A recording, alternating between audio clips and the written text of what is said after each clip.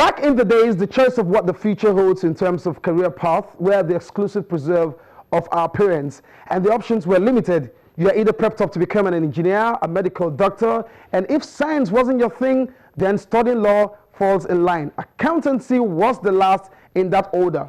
Very well then, within the ambit of those ambitions and goals set by our parents, truth must be told, they meant well. But times have moved on, and several endeavors, and I dare say unconventional, that have become a career path.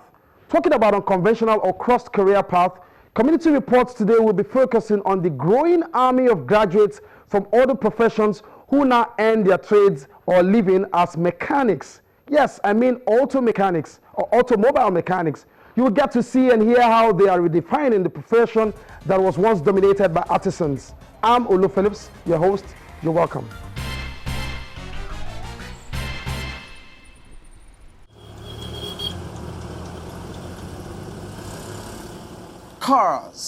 Cars, and indeed vehicles of all shades dots the various network of roads in Lagos, like other cities, and of course, all over the country.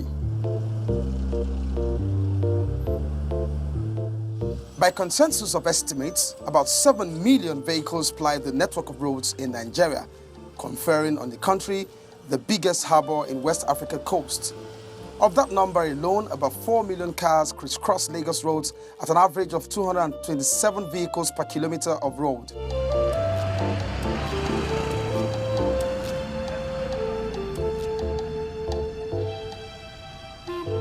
On these roads, you see exotic cars, millennium cars, your regular cars, and those phasing out from the decade's time.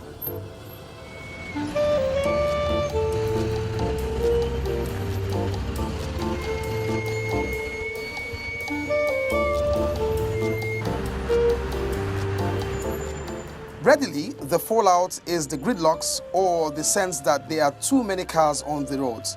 But one question to ask is, isn't there a vista from the volume of cars in country? Well, some folks are looking into that direction already, and these borders on the skills and manpower required to fix these cars. Then the question is, who is fixing these cars? Where are these vehicles getting fixed? Are these practitioners rendering quality service? And are the owners of these cars, especially the high-tech cars running on advanced technology, getting value for money?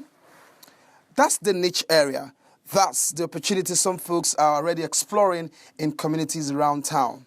Oh, this was by accident, to be honest, because I didn't train for this until after I graduated university.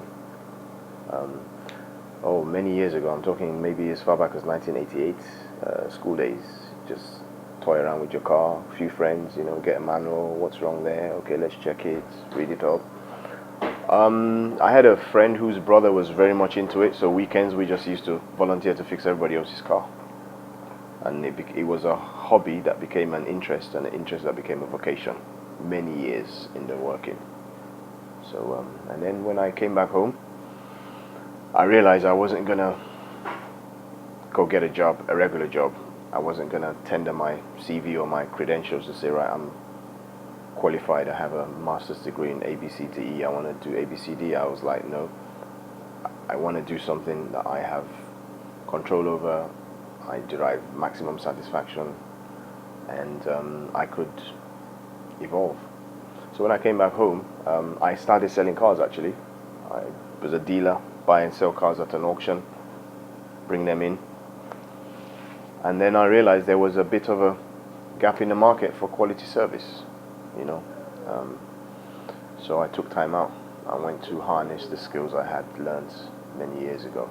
So I went back to the States, went to a technical college, did some evening classes, buttressing it with weekend work. So I had the opportunity to do the practical experience, to do in-class, and then watch other people work.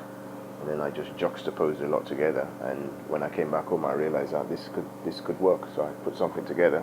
Evolving right in our eyes are a new crop of automobile technicians who are gradually taking over from your conventional repairers, or who are referred to as mechanics in our local parlance. Anybody that can fix anything mechanical, I will call that person a mechanic, whether educated or not educated. I started very young, way back in 75.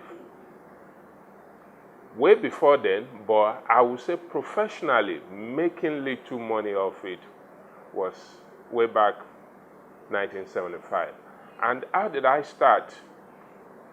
I was more or less a troublesome young man, growing up in Lagos, in Mushin. That's where I grew up, Mushin, because I have to emphasize that. And, people see you as somebody that's troublesome, causing troubles, or you're not serious.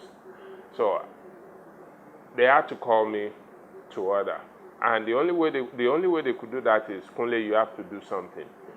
One, you have to stay in school. Two, after school hours, you have to be busy doing something. What trade do you want? And fortunately, my immediate senior brother is a mechanic.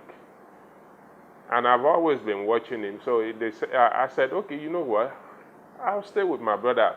So when I leave school, coming home from school, I go straight back to his workshop. And after graduating high school, getting admission into university here was a task. So I decided to move to England. And when I moved to England, you would do menial jobs. I enrolled to be a computer programmer, more or less a programmer. I was actually doing COBOL then.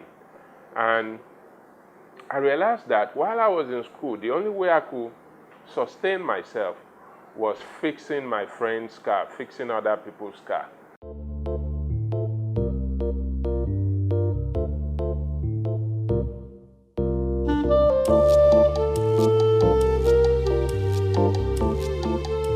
The reasons vary, but ultimately these guys are simply responding to the configuration of cars which requires interruptions by technology. Evolution. People have wised up. Besides, cars have changed. Cars have changed a lot over the years. Cars are now predominantly electrical components, control modules. There are a lot of things that old school mechanics are not really aware of anymore. So that didn't just create a niche market for people like us, it just made us more aware and made us up our game in terms of what we do and how we do it.